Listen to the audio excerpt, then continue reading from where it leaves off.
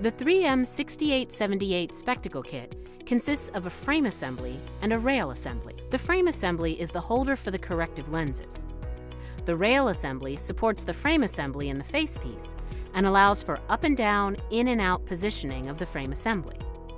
To install the 6878 spectacle kit, install the rail assembly into the facepiece as shown, with the plastic foot positioned on the center port adapter. The slot-in foot is positioned over the ridge on the adapter as shown.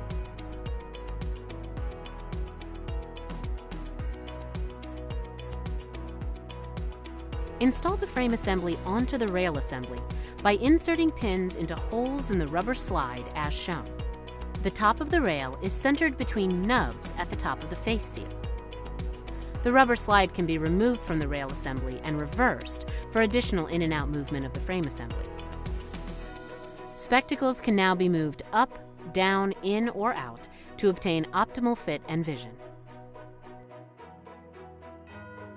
Understanding how to properly and safely use, maintain, and secure your respirator is of utmost importance. Don't forget that user instructions are included with the respirator. And remember to always ask your supervisor if you have any questions regarding respiratory protection.